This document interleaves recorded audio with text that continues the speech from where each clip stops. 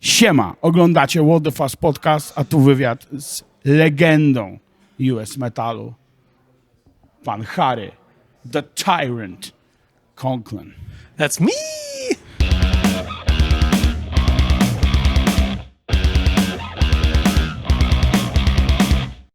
So yeah, we're talking with the man, the myth, the legend, the man with the power, too sweet to be sour, Mr. Harry the Tyrant Conklin. How you doing, Harry? Doing really well, yeah. Cool. I just had some official Polish cherry wine. Very delicious. And how did you like our Smells cherry like wine, tastes like cherry juice, and it even had cherries in the bottom. That was great. And does it fuck you up? I don't know. I just had one cup. Yeah. I didn't really feel anything from it. Alrighty then. So first things first about you. Why the Tyrant? Is it because the band was named the Tyrant first, or is it from the Judas Priest song, or it's a combination of everything? Why are you the Tyrant? Well, my name is Harry, and I thought with a voice as powerful as I had in a heavy metal band, it probably wouldn't fit. So I wanted to create like a persona, and the band was named Tyrant, and we were starting to do logos for that. And then when we did our first album, Ample Destruction, on Azra Records, Azra brought to our attention that there was already a New York Tyrant and another Tyrant. So he said, you'll have to change, so you'll have to change your band name. So I kept the Tyrant for a long time, and I wasn't even Harry the Tyrant. I was just the Tyrant, just to kind of create a mystique about the band and to also go along with the style of my vocals at the time. And maybe it would cause people to say, oh, who's the Tyrant? I got to buy this record, Okay. So that's where it started, is the you were half right, the band's initial name, and also creating a persona. So through the years, as people see me and they see the band, they know that my name is Harry, and so I do Harry the Tyrant Conklin. And then when I went into Titan Force, I was also Harry the Tyrant Conklin. But eventually in Titan Force, I just went to Harry Conklin because I don't have a Tyrant voice, with Titan Force. And when I went to Satan's Host, though, however, we'll go into that too. I was Leviathan the Siren, and so my autographs have to change to that too. So I'm no longer the Tyrant when it comes to signing and doing things with Satan's Host. I'm Leviathan the Siren, but it's the same thing. Harry, Leviathan, Conklin, same thing. Is the legend true that you changed the name to Jag Panzer because you saw it in a World War II book? Well, both. There was also a VW Volkswagen Beetle outside the studios of when we were going to Azra Records all the time with D.T. Richards. And on the back of the license plate, it said JDG-PNZR. And we were like, what is that? And he said, well, it's from Jag Panzer. So Mark looked into it, and it was a tank with just a big gun on it. And you couldn't even turn the turret of the tank. You had to turn the whole tank because the gun was so big. But we dropped the D off of the end of Yacht to Americanize it because we're U.S. metal. And so then it was Jag Panzer. And in fact, we used the tank imagery for the first few albums. And there are a couple of bootlegs that have tank imagery on them. And we even adopted like what Sabaton has now. In the early stages, we had a turret and a tank in our show. And our show was based on war crates and all kinds of, it was based on, we wear military battle gear, snow battle gear, just like Sabaton way back then in 1984. But awesome. Then we thought that was too gimmicky, and we kept bumping into the turret. So, and every time we raised it, it just looked like a hard-on. So we're like, we got to stop that. So we kind of eventually dropped the military edge of it, and just became, the Jag Panzer we are now. Okay. So. Another thing, what's the name of the EP? Is it Jag Panzer? Is it Tyrants? It's Tyrants EP, and in fact, there was a. There's a sticker. There's a rumor that it's called Jag Panzer, and not Tyrants. Tyrants came. Some people told me the Tyrants came later. Yeah, well, at the time we wrote those songs and at the time we released the album, we were still called Tyrant. So that's why we call it Tyrant's EP, because we were transitioning from that into Jag Panzer. And if you look on the back of the EP, there's just a little bitty logo in the style of the old Tyrant logo that we don't use at all today. That says Jag Panzer, but we call it the Tyrant's EP. So we didn't have it. It was made from a painting, so the painter didn't have time to paint that on the painting, and also he had a buyer for the painting. Oh, okay. And so he didn't want to put Tyrants on the painting since the buyer didn't want that. So what we had D.T. Richards from Azra do is put a sticker that said Tyrants. So that's why it's known as the Tyrant's EP. But as soon as people took the plastic off the album, along with that sticker, since it wasn't stuck on the album, it was stuck on the plastic. That sticker went away, and you don't see it. It's just an EP. Alrighty. Yeah. The titles are very normal, apart from one. Metal melts the ice. Right. It's a very curious sounding thing. What's the genesis of that one? Because the other ones are typical metal. What metal melts the ice? Why the ice? It came from me accidentally dropping a fork on an ice cube.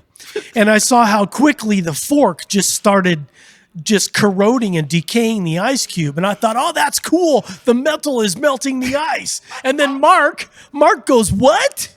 And I said, yeah, check it out. And I was pushing the fork into the ice and it wasn't melting. But if I just let the fork sit, it eventually melted the ice. And he's like, oh, that's a cool song. We got to do that. So that's where it came from, is actually a fork melting an ice cube.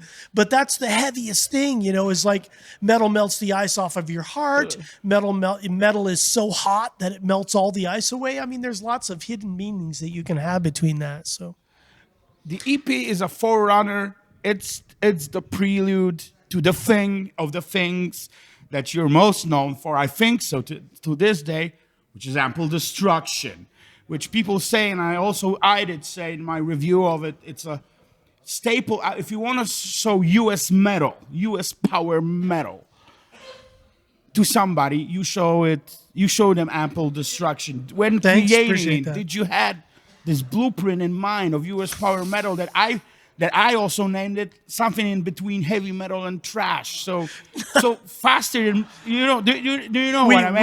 We liked what Metallica was doing. We liked what Megadeth was doing. We liked what Overkill was doing. So you had some trashy. We didn't quite like what Queensryche was doing because their Queensryche came up at about the same time, but we liked that. But these were all, we grew up with new wave of British heavy metal, so we liked that, but we liked the Americanized edge of metal at the time. Rougher, faster. Yeah.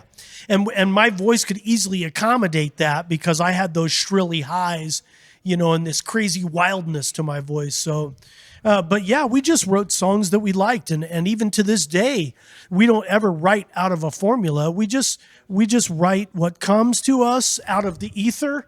And then we hone it, we keep working on it until it sounds good to us because we're fans of our own material.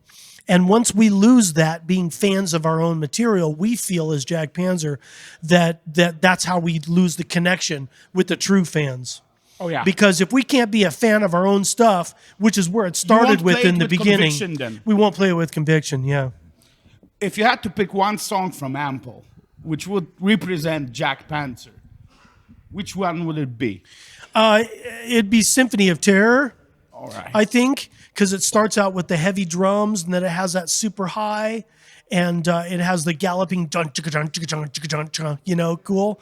And also Harder Than Steel, which is on the movie Dark Places with Charlize Theron. So those are two big, License to Kill is an awesome song too. I have my favorite always. Yeah, so Reign of the Tyrants. So like it's a cross between those three actually. But if it was any one song, to me it would be Symphony of Terror. Yeah.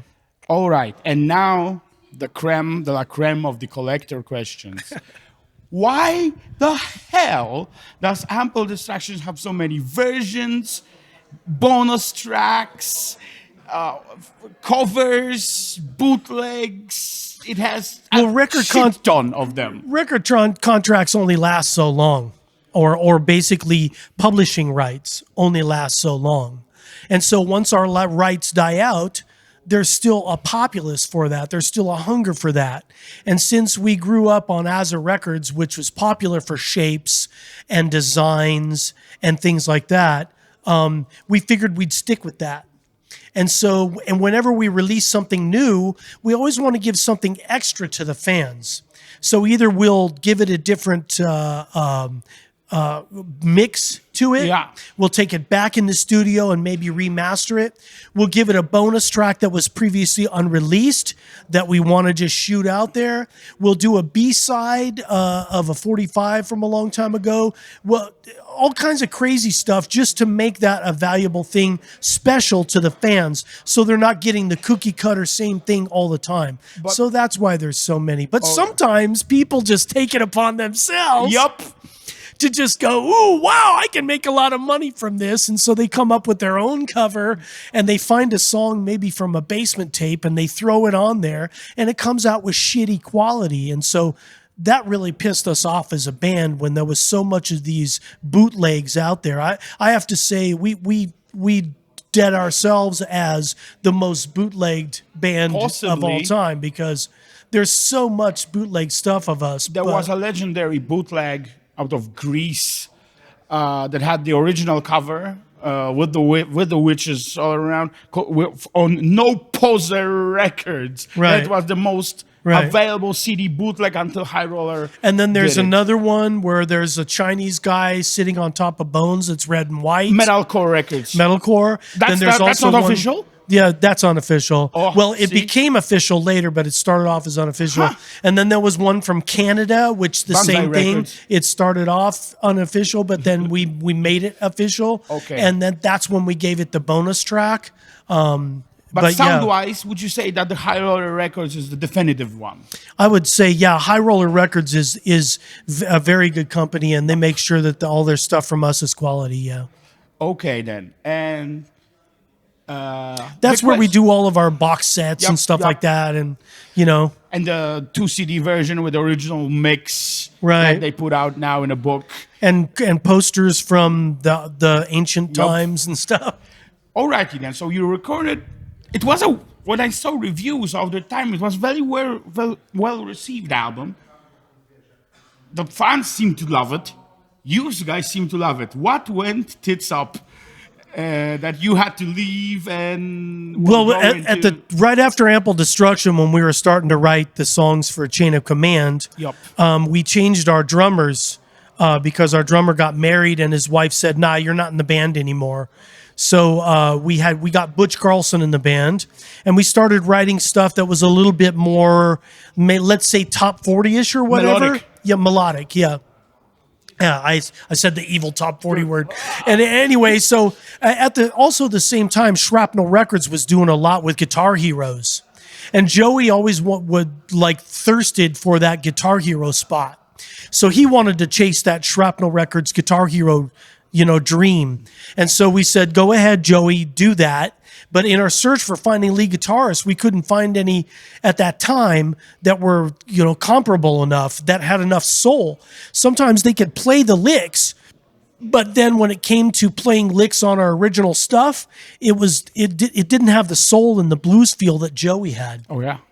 So it was rough for us to find somebody. So in that interim, since Titan Force used to open up for Jag Panzer all the time, they had an album's worth of material to put out.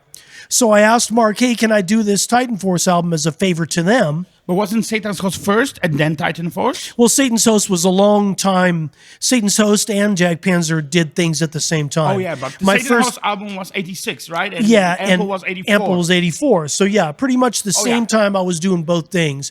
And I didn't think that they conflicted with each other because one was, death thrash metal, and then the other was, US heavy metal. And so as long as we didn't butt heads, I was Leviathan the Siren with Satan's Host, and I was the Tyrant with Jag Panzer, so it was kind of two different vocals, worlds. different lyrics, different feel. Different lyric style, everything, you know. They wrote the lyrics for the albums. Most of the time I didn't. So anyway, Titan Force had me do that first Titan Force album.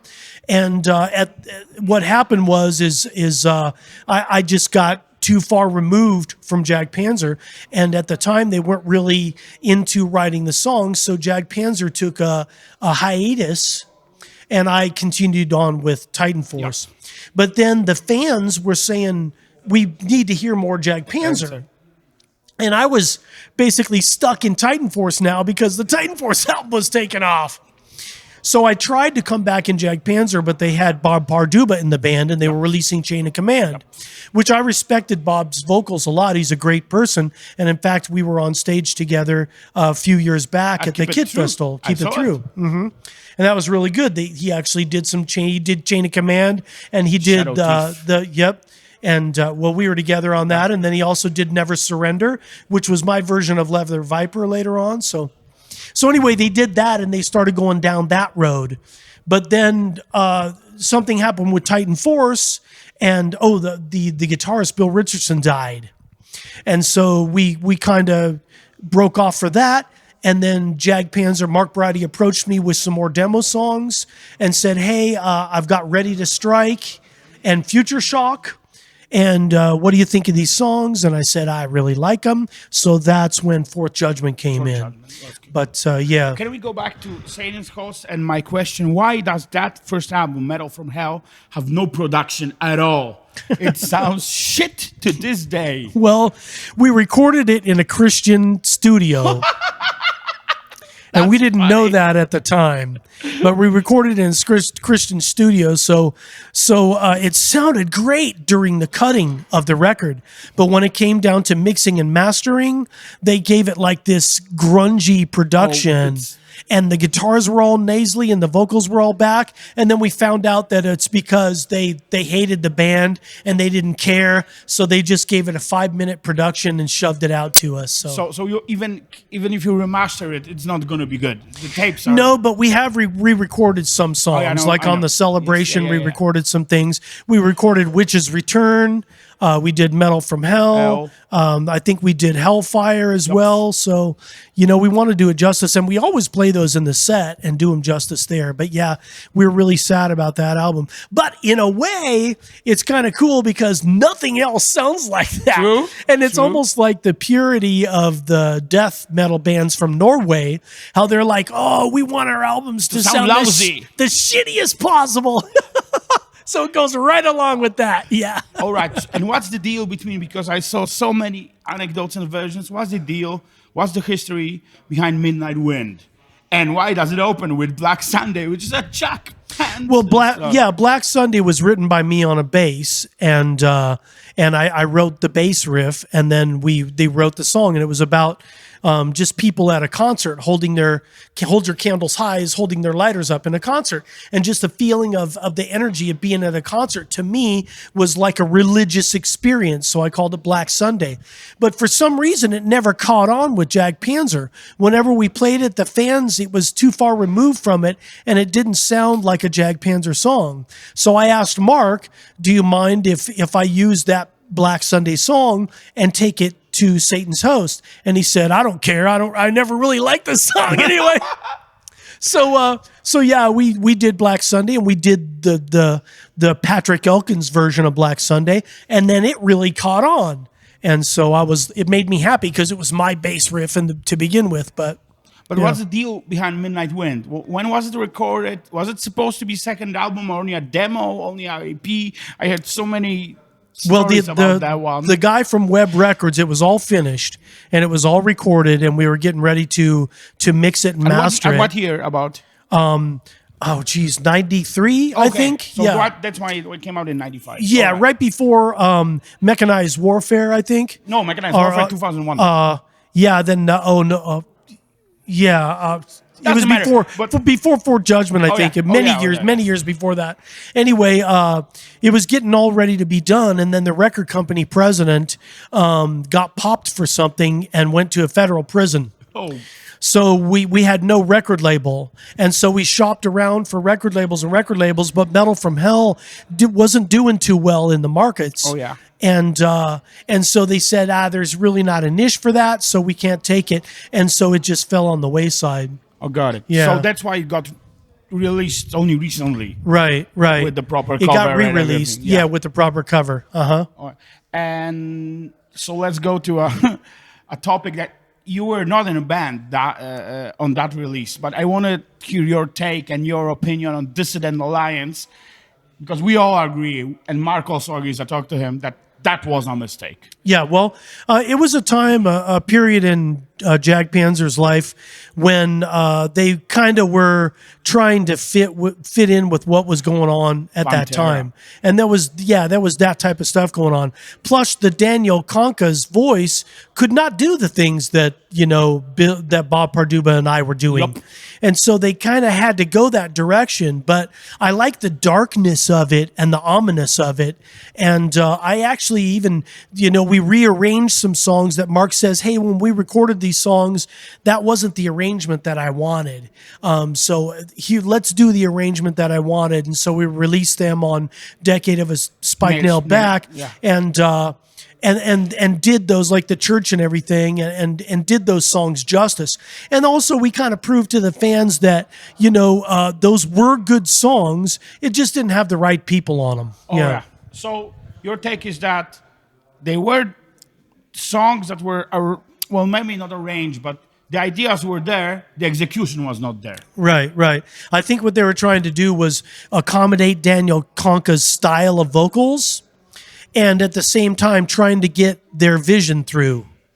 And so sometimes they clashed within each other because Daniel couldn't go the direction the song was going, or the song didn't go the way Daniel wanted it to. Oh, yeah. And from what I hear from the band is that he was kind of a person that wanted a large part to do with things.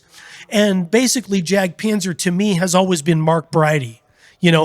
It's been Mark Bridie's songwriting and my melodies.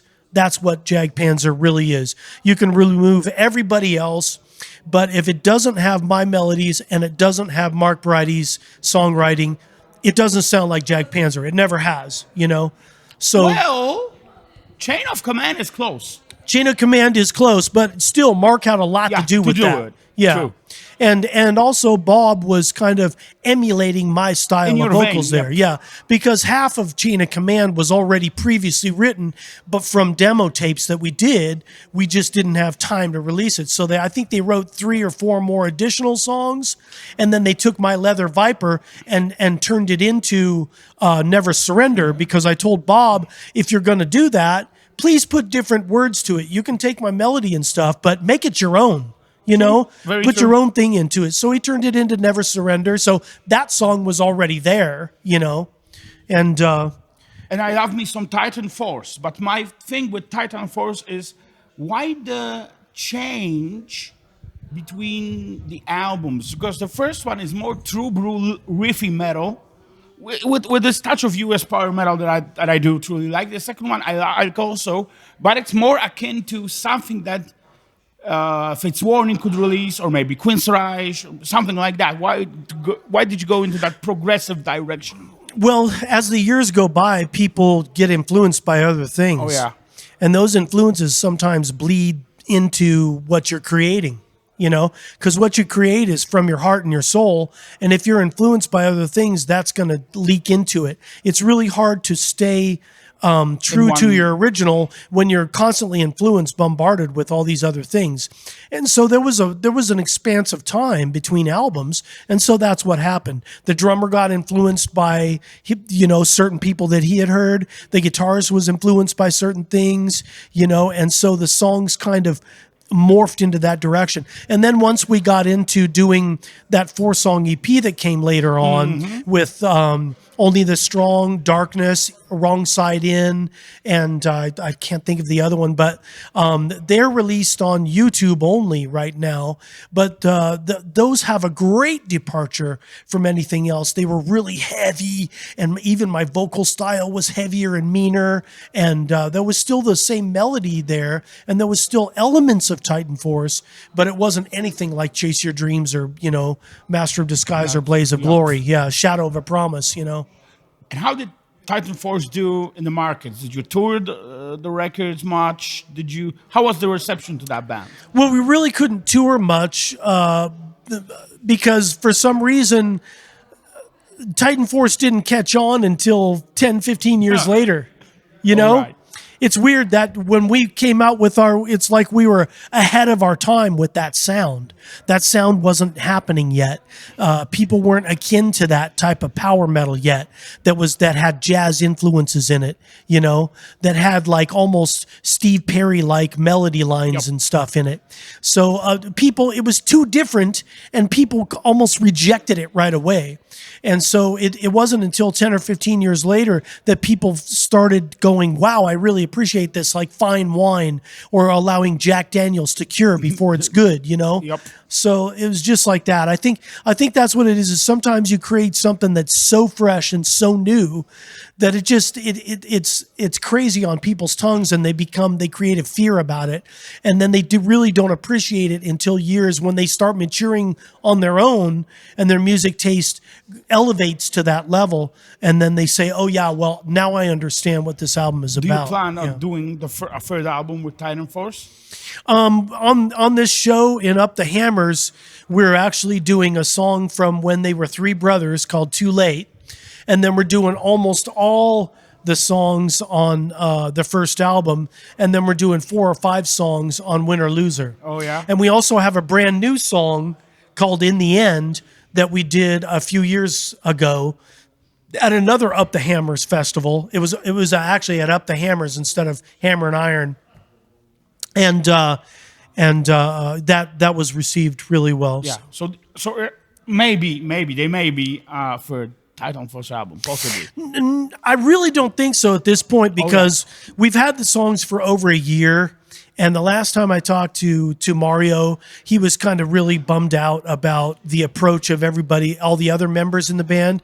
They really have a good thing going in their town as jazz musicians. Oh, I get and, it. And John plays an upright bass, and Stefan is such a good drummer that he's well sought after. And so Stefan can't afford to lose those gigs, and at the same time, those people that are doing the gigs can't afford to lose Stefan. So he really can't go out on tour because he loses those times.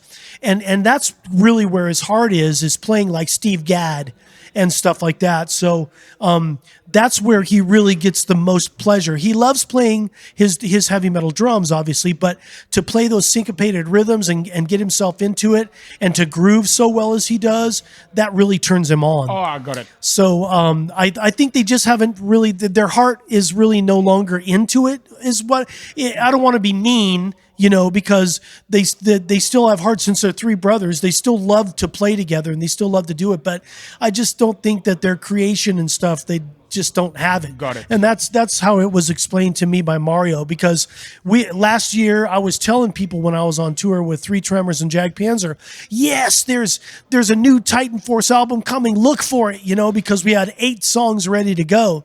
And I was finishing the lyrics to him and stuff. And I was like, give me more songs. And he's like, I only had lyrics and melody lines to 3 at the time.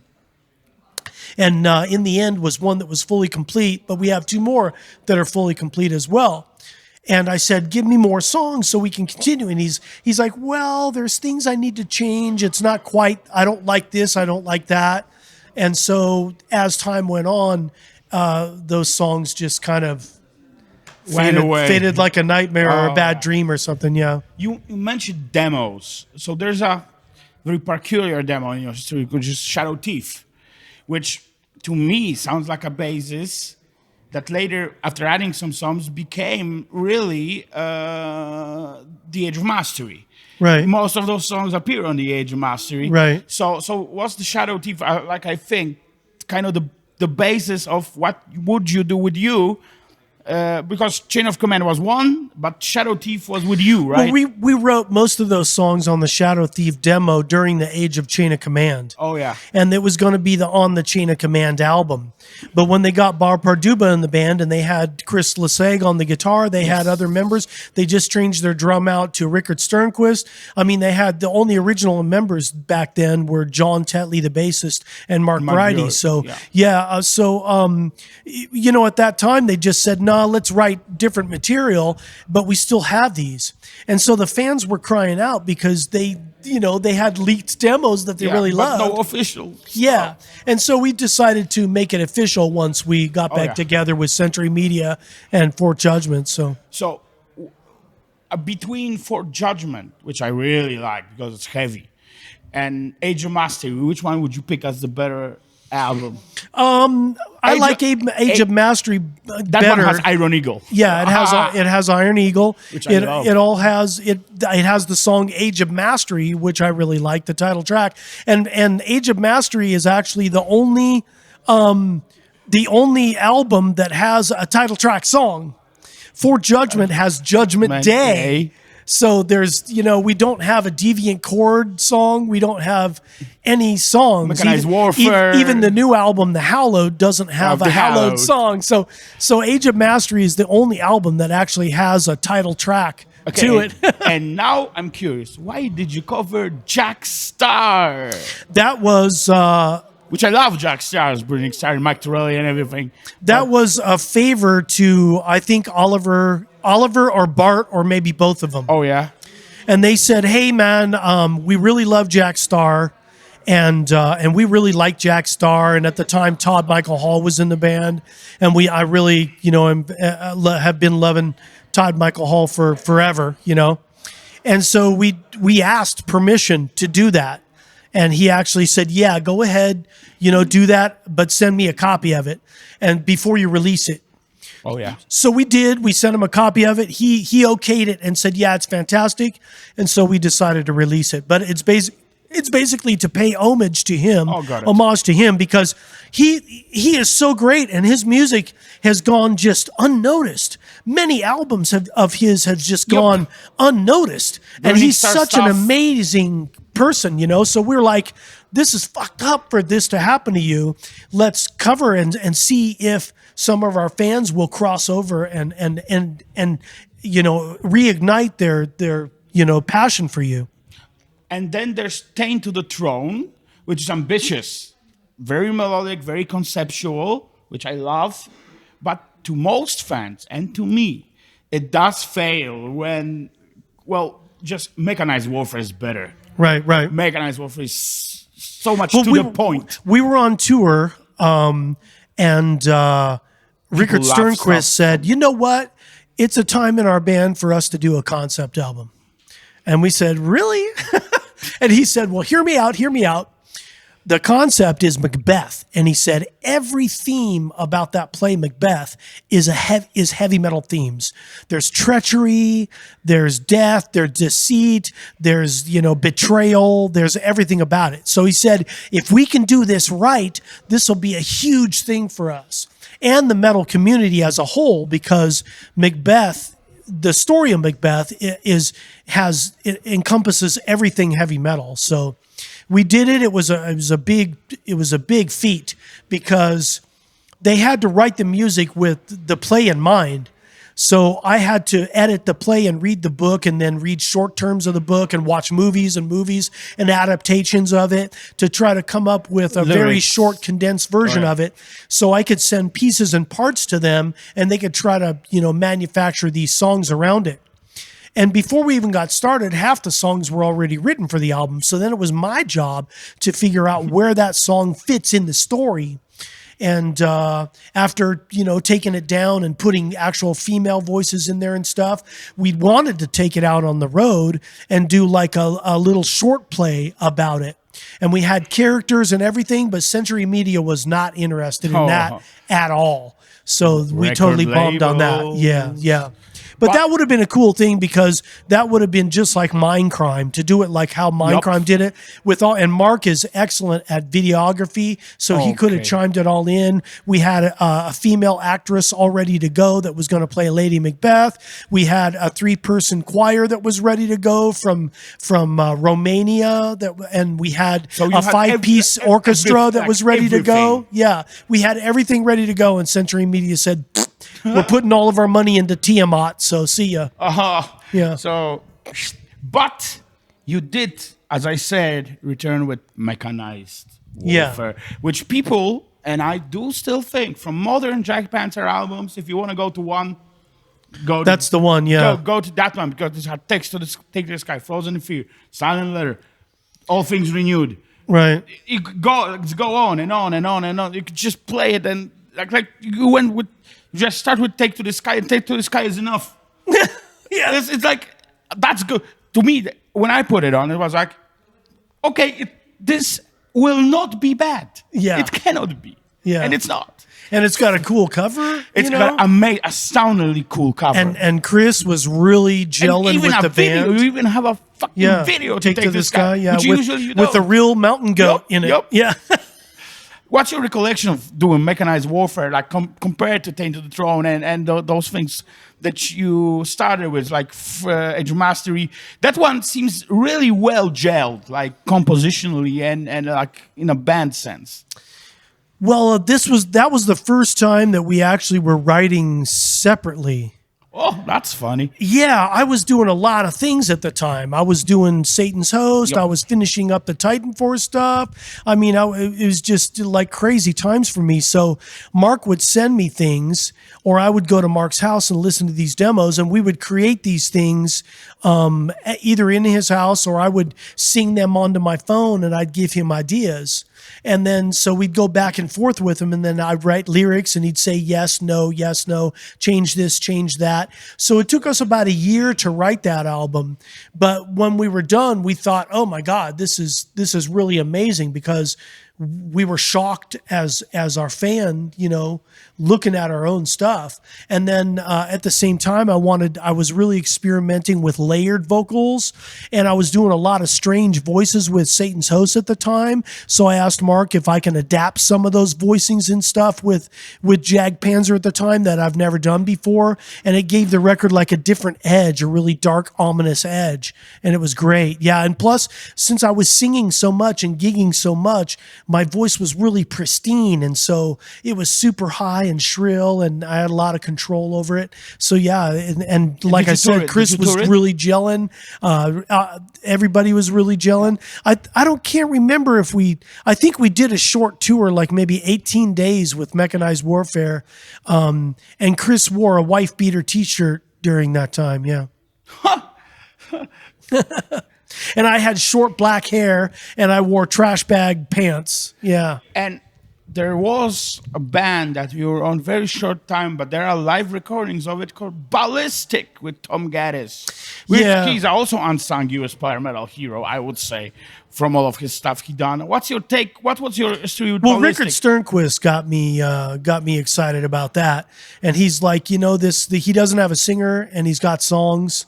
And so why don't you come down and see what's going on? So I went down to his house, and I, checked out his stuff. And then we were going to do 2 songs. And then he said, okay, I've got this bar mitzvah to do, or this something like a kid's christening or something. Okay. And I want to play at that.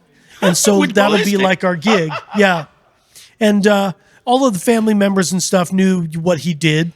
And so we did it. But for some reason, at the end of that, I couldn't come back to record the album because my mom fell gravely ill, and she was in the hospital for like 2 weeks. So I told him, I can't come back and finish my vocals of the album. You need to take my plane flights and just put them out for like next month, and I'll do it then. Well, he got offended by that, and he was going to sue me, and he got really butthurt. So I just told him, see ya, I'm done. And then Rickard backed me up and said, nah, he shouldn't have treated you that way. It was a family issue. Yep. And I even called the airlines and got his money for the flights on hold. So he didn't lose one penny and I could, do the flights. Gotcha. And they said, since it was a family emergency and, We get it. So I did that for Tom before I even talked to Tom about it. And he still got butthurt about it. So I said to myself and to Rickard, I cannot be in a relationship, because being in a band is a marriage. It's like a relationship. So people tell me that every day. I can't be in a relationship with a toxic person like that. So I just can't do it. So and now we need clarification on another thing. You were in Riot. As far as legendary players go, Mike Reilly was among the best of them. Right. But you were in Riot and you recorded stuff with Riot, right? There are the Tyrant sessions. Are those true? This is not a legend? Those did come out. And how long were you in Riot? Did you record with them? Did you play with them live? Well, Donnie Van Stavern really liked my voice a lot. So he introduced my voice and the things that I did with Titan Force and Jag Panzer to Mark Reilly. Then Mark Reilly said, well, is he available? And that was the time when Jag Panzer was resurfacing. And so I said, yeah, I'll come to I think it was not San Dimas, San Antonio, Texas, and gel out some of these songs. So we gelled out a few songs, and then we were getting ready to record, and I had to go back for a Jag Panzer show. Well, they didn't want me to leave because I was writing these songs. So they wouldn't buy me a ticket. And so I missed the show, and then Jag Panzer got pissed, and they kicked me out of the band. Holy shit. So I said, okay, I'll continue. They said, just continue with your Riot thing, because this was the second time it happened that I fucked over Jag Panzer on a gig. Told him I'd be there and I wasn't, But I was, Mark Bridie, he's been with me since second grade, and John Tetley.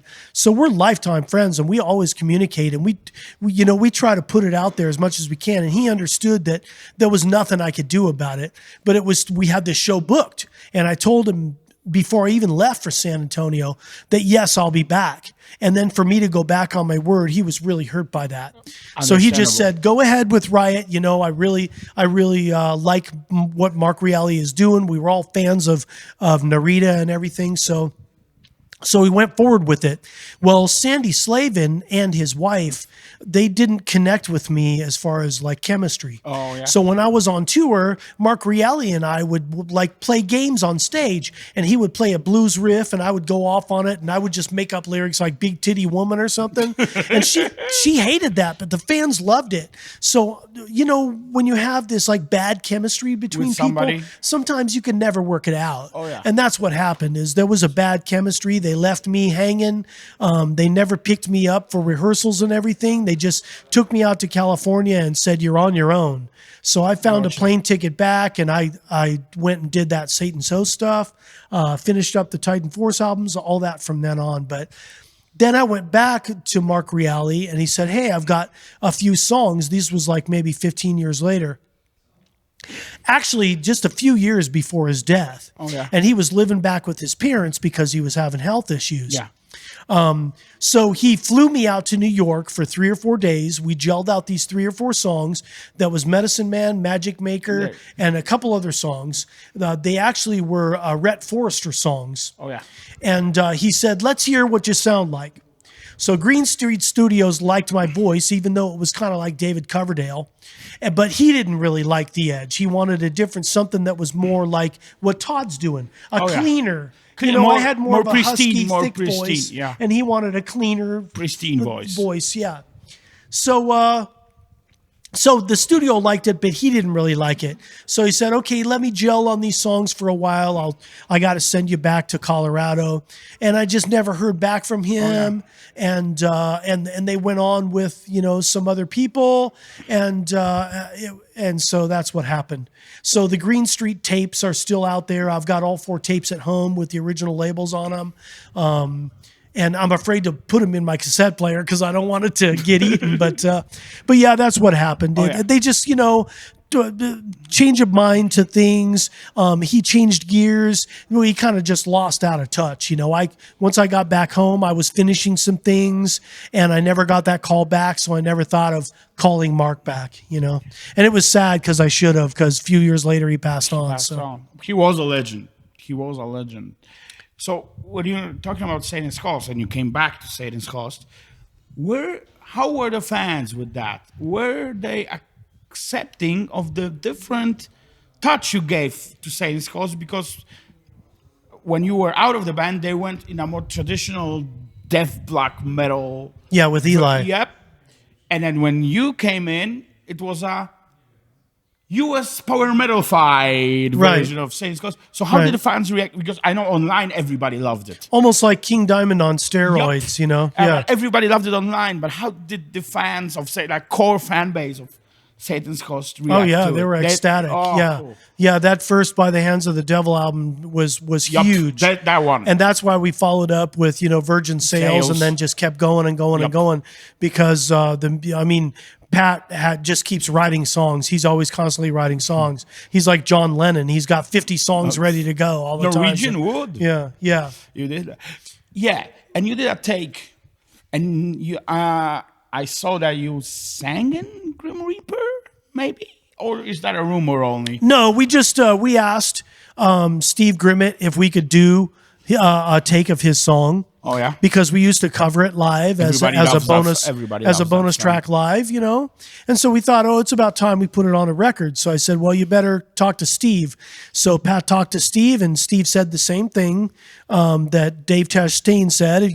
That's cool with me, but send me the tape before you release it so I can see that it's good. And he loved it, and he's got, I can't do that stuff anymore, he said. So we went ahead and released it. So how because with your take, I can hear much respect to Steve Grimmett. You do love the guy. I love the guy as a vocalist. I try to stay as true to him as I can. And when I was first doing Jag Panzer, we used to go to Steve Grimmett. Grim Reaper shows. Along with King Diamond and stuff. And I was like, wow. This guy, and our styles are pretty much the same anyway. He's got a husky voice.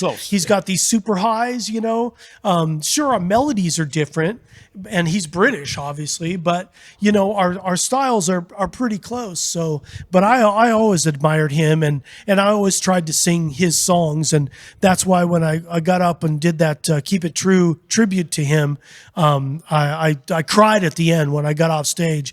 I was giving everybody hugs and everything because, he was a real hero to me, yeah. Can I, do a quick shot and answer? I'll give you some US power metal vocalists, and I want your take on them. All right? John Bush. Yeah, I love the guy. David Wayne. I haven't heard him. David Wayne? Metal Church. David Wayne. Okay, I'm the How guy. Oh, that's How to. But I cover Metal Church. Yep. So I don't that's know David Wayne. I love his voice. Yeah.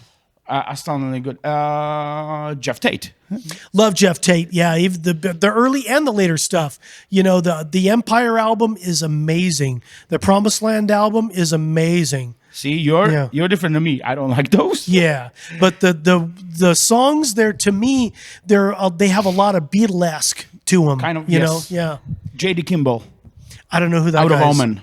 I don't know. Oh, see, that's okay. Eric Adams. Love that guy. Yeah, he's the Manowar guy. Yeah, yeah. Covers some Manowar songs too. Yeah, you do. Yeah. Which ones? Secret of Steel, and there's another Steel song. Lots of Steel songs. Oh, I've got the set list here. Yeah, lots of Steel songs. Cool. Oh no, I'll find it. It's really quick. Just bear with. No problem.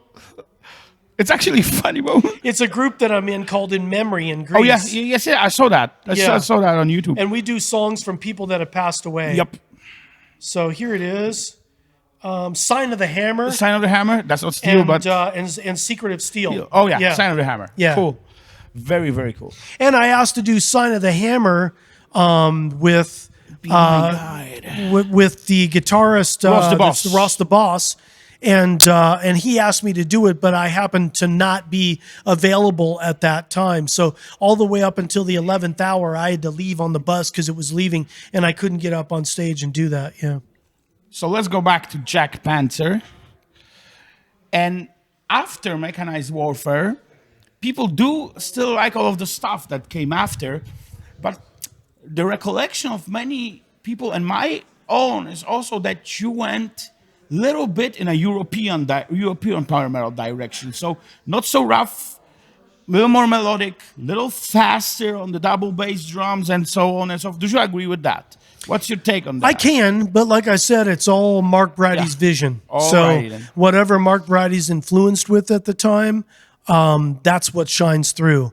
And so as Mark Brady changes, so do the songs, you know? Okay. And especially on this album, I mean, Mark Brady has written every song on this album. It's all Mark Brady. And so that's why it harkens back to the very roots of the band. And if you listen to the songs on the new album, The Hallowed, there's a lot of elements that actually transcend through the whole back catalog.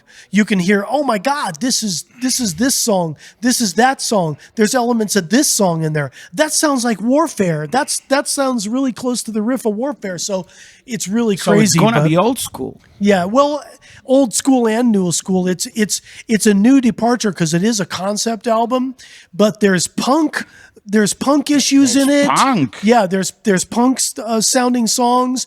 There's epic sounding songs. There's deep sounding songs. There's double bass songs. There's dark songs. Who's releasing it?